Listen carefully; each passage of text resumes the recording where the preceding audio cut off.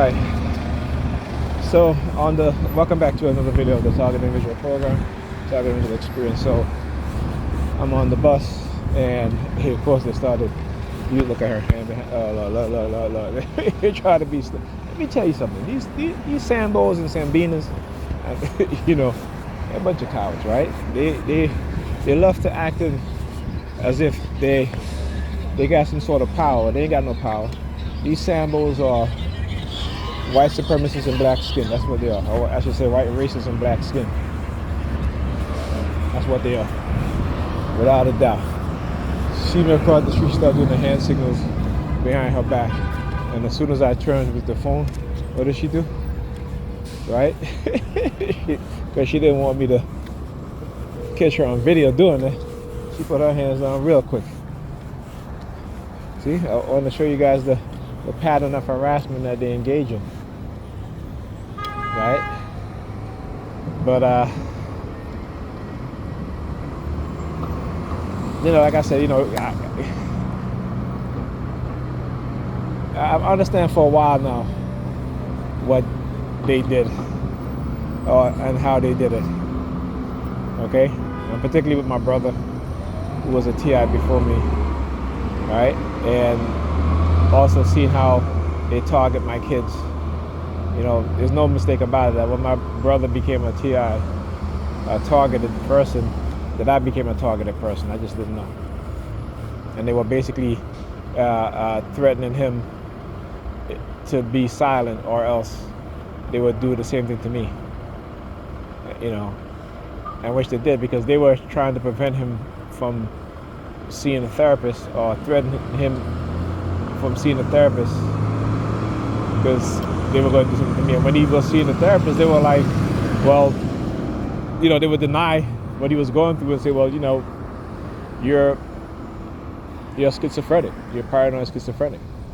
And he was like, well, my brother doesn't have schizophrenia. Well, they were like, well, later down the line he will, he will have it. It isn't like later on the line he may have it. It's like later on the line, he'll have it later, right? And he was telling me this, and I was like, well, I didn't really take it too serious. Well, look at her. Okay, again, look at both of them. Both of them, look, both of them. Yeah, she was on the bus with me. Alright.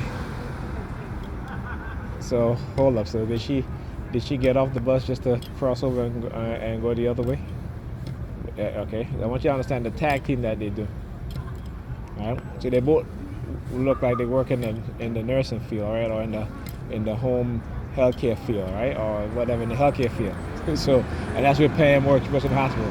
She wears the same uniform, same scrubs, right, same color as her. A little darker, a little more navy. But yeah. So, look. She's sticking the pinky finger out. Look. Again, you guys may not be able to see it because I can't really zoom in anymore. But she has her hands on the side behind her back, sticking her pinky finger out. All right, that's what she's doing. Yeah. Tell you, that's why I said it. When I started to look back and think what was happening to me, I was like, yeah, there's a lot of honey trapping going on. A lot of these women are engaged in these religious cults, right? And they engage in this stuff. Why? Because again, that false sense of power, or we can condition black men to be your servants, all this other stuff, and the way how to do it. And the white supremacists, the state, the white racists, I should say, and the state is behind it. Okay? This is why, they won't make paternity testing mandatory, because the state make money, and they know that if paternity testing was mandatory, okay, the state will lose money.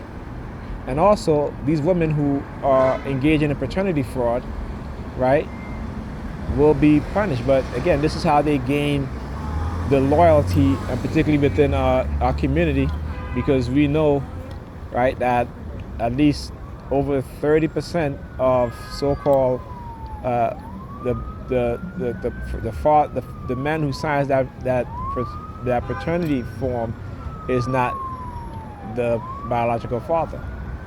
So they they have to protect their interests. It is, again, another way of the white racists stealing money from black men, because they don't want black men to have any sort of economic power, of black people in general, but particularly black men, right? Because, again, it is the men who builds up the community. It's the men who builds the school, the hospital, all those things.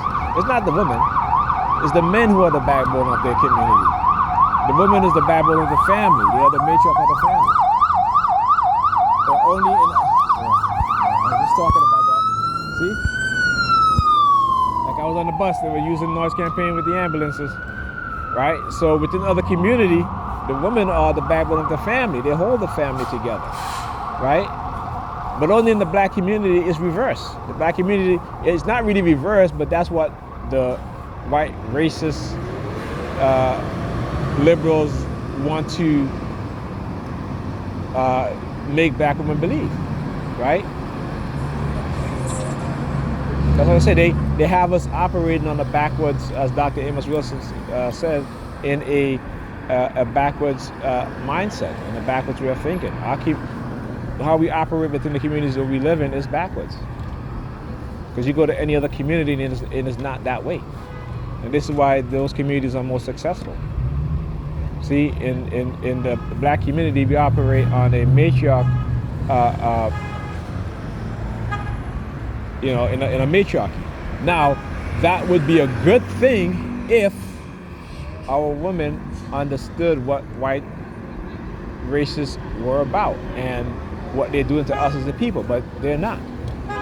And so that makes that we are at a disadvantage because of that, right? We are at a disadvantage because of that. Because when you look at other groups of people, their women are,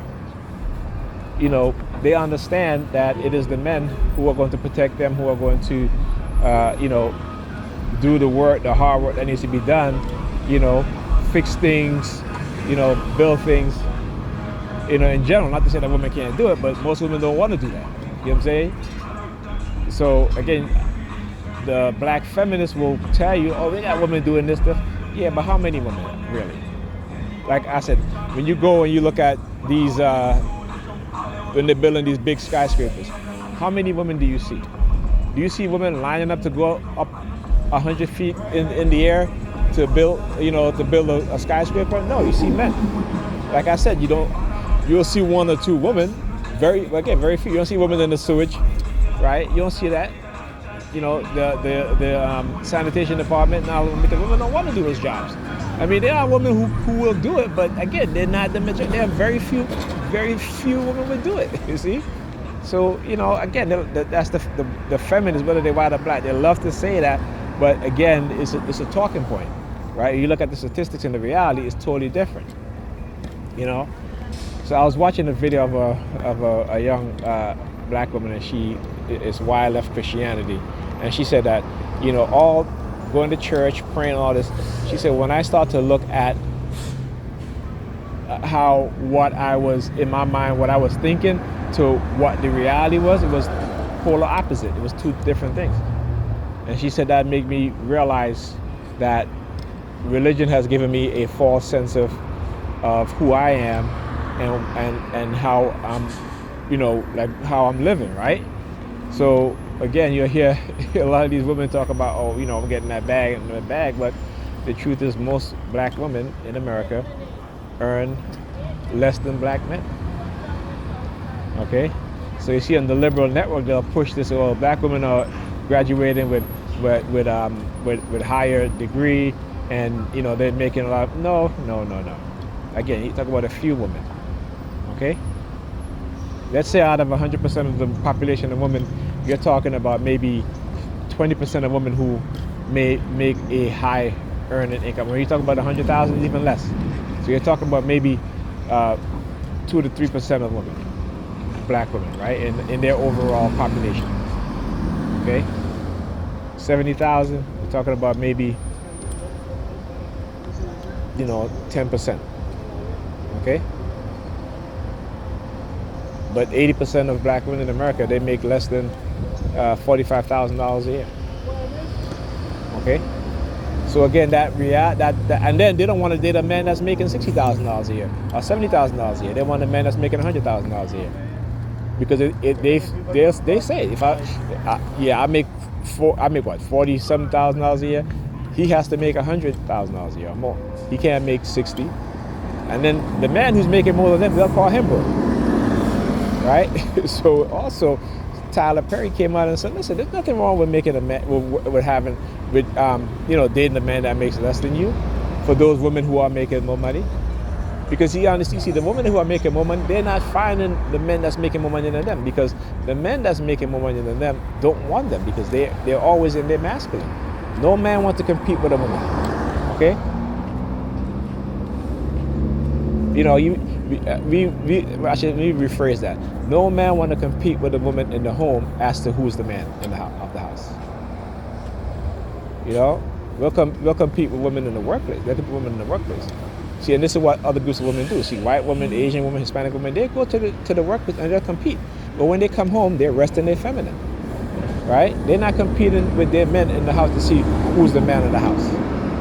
And this is what again our women have been conditioned to do. They've been conditioned to do this and engage. As soon as the other bus lady walks in, look at her. Look. I know their tactics so well. That's how I call them out. Look. Yeah. Hey, trust me, ain't nobody yellow. I ain't scared of you, none of you motherfuckers. Okay? All y'all can do is kill me. You're just gonna kill my body. That's it.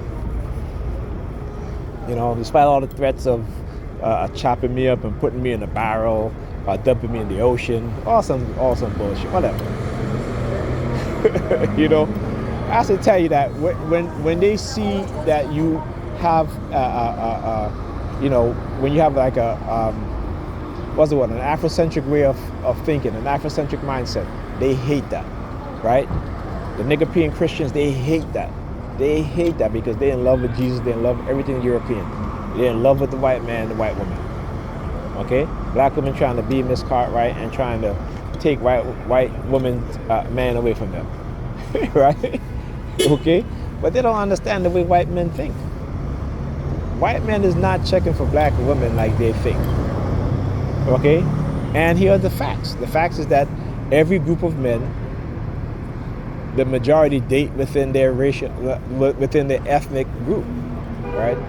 I was going to say racial, but no, it's only one race, right? But we have different ethnicity and we have different, skin physical characteristics, right? Some of us, have what they will call white skin. Some of us have what they call black skin. Some of us have what they call red skin, and it's not really red skin, by the way, or brown skin or what have you, the dark, what I call the god and goddess color, which is the black blue, right? Those are the true gods and goddesses,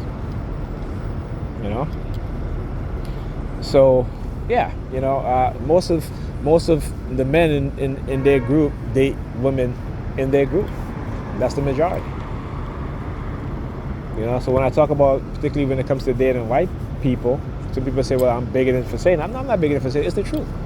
You go and listen to Neely Fuller. Neely Fuller, he says that, particularly for white people, when they sleep with black people, that's a crime in itself. Okay? Because they know what they've done to black people. They know how black people are conditioned. Okay? And particularly black women in particular. Right? Because when black women, particularly the Christian black women, the Nigerian women, I should say, when they see a white man with long hair, blue eyes, what comes to their mind immediately? And since they love Jesus so much, white Jesus that is, subconsciously they love white men. Okay? So, I mean, it's not their fault. They're conditioned into being that, into thinking that way. Like I said, I understand. I understand the history. I understand the psychological process. Even through my own target and studying what they've done to me, I understand, right? And the fact that they did it, right, using a psychological tactic that bypassed my consciousness. right? But it was in a more concentrated way, as opposed to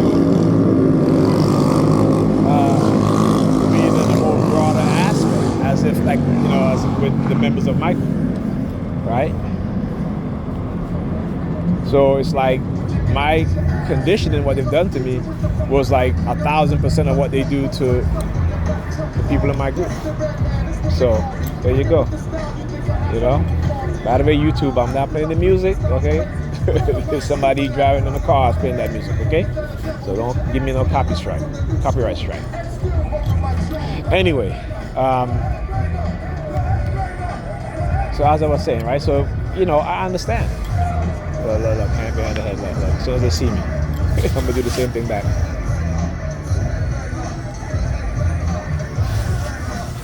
All right. So whenever they get this aggressive, I get aggressive back too.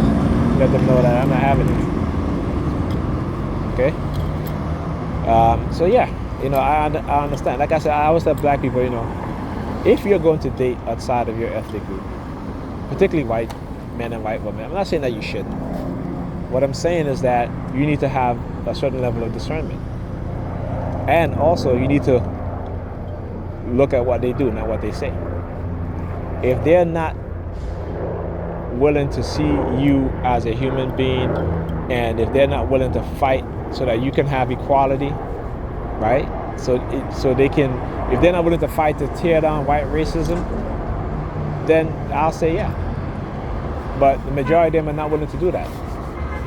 And again, that's where you have these, black men and white women fetishizing black men and black women, right? Okay. Anyway, I'll talk to you guys in the next video.